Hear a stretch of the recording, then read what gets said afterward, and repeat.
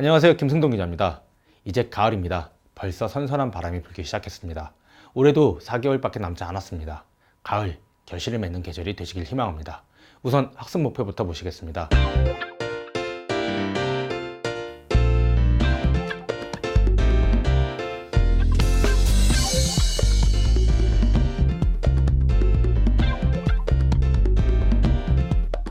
그럼 기사를 보시겠습니다.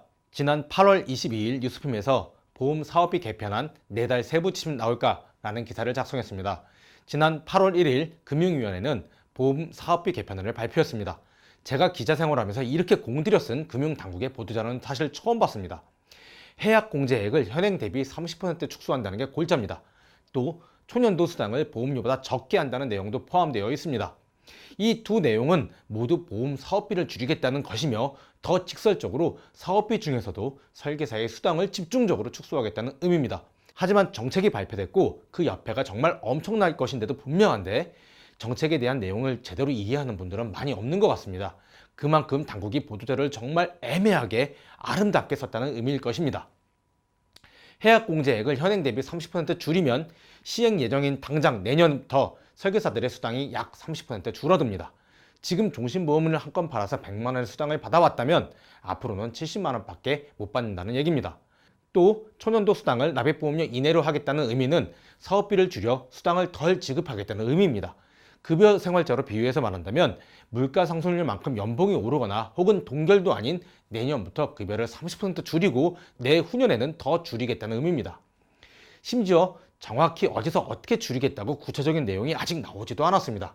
그런데 당국은 8월 26일 입법 예고를 했습니다. 일사천리로 이 일이 진행되고 있습니다. 연결되는 다음 기사를 보시겠습니다.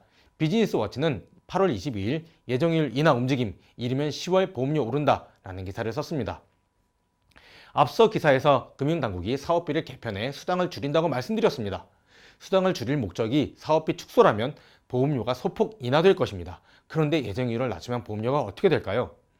보장성 보험을 중심으로 보험료가 인상됩니다. 다음 기사에서 재차 확인할 수 있지만 지금 보험사들은 IFRS 17 준비로 저축성 보험 판매를 줄이고 있는 모습입니다.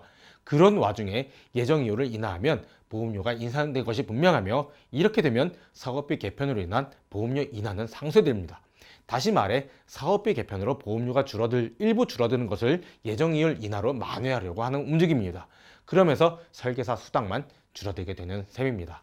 현재 보험사들은 예정이율 인하를 위한 물밑 작업을 한창 진행 중인 것으로 저는 파악했습니다. 또 저는 내년 1월 혹은 4월에 예정이율이 0.25% 혹은 0.5% 정도 인하될 것으로 예상하고 있습니다. 이 경우 종신보험으로 비유하자면 보험료가 한 20% 이상 올라갈 수 있다는 의미입니다. 다음 기사를 보시겠습니다. 8월 25일 한국경제에서 방카슈랑스 수익 증가세, 비이자 수익 확대 혹은 불안전 판매 우려라는 기사를 썼습니다. IFRS 17 여파로 보험사들은 저축성 보험을 판매하고 싶지 않아 합니다. 보험사가 판매하고 싶지 않아 하니 설계사들은 못 파는 결과가 나타나고 있습니다. 설계사와 함께 또 다른 대면 채널인 은행에서도 저축성 보험 판매가 줄어들고 있습니다. 당연한 결과지요. 그런데 방카슈랑스의 수입 보험료는 줄어드는데 보험사가 은행에 지급하는 수수료는 오히려 늘었습니다. 이유는 저축성 보험보다 보장성 보험 판매가 힘들기 때문에 더 많은 수수료를 지급해야 하기 때문입니다. 그럼에도 보험사도 남는 장사를 하는 셈입니다. 저축성 보험은 수익성이 거의 없지만 보장성 보험은 짭짤한 편이기 때문입니다.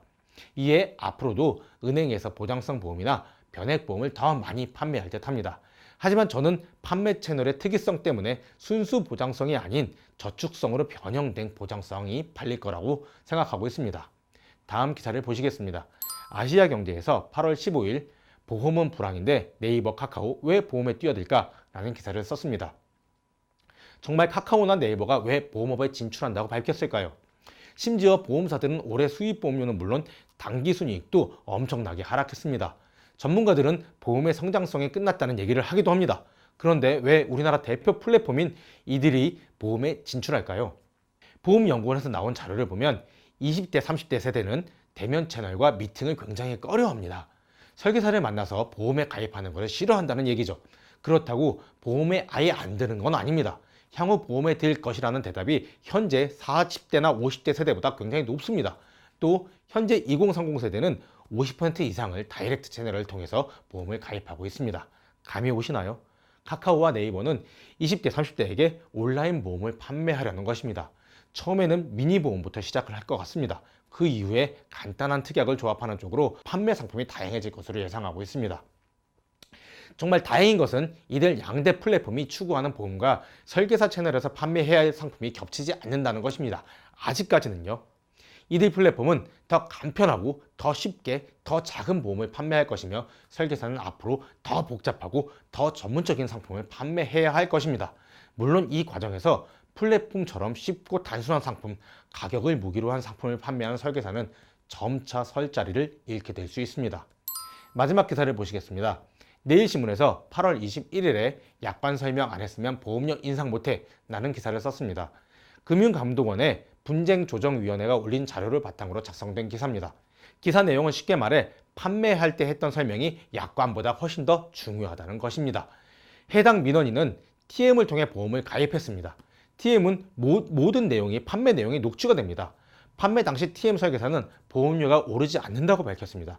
아마 적립보험료도 상당하게 있으니 적립보험료를 초과할 정도로 갱신 시 보험료가 인상된다는 것을 예측하지 못했을 것 같습니다. 어쨌건 금리가 매우 낮아졌고 이에 적립보험료를 다 소진한 후 갱신 시점에 보험료가 대폭 인상이 됐습니다. 민원인은 더 설명 당시 보험료 인상이 없다고 들었으니 보험료를 더 낼 수 없다고 주장했고 금감원은 이 민원인의 편을 들어줬습니다.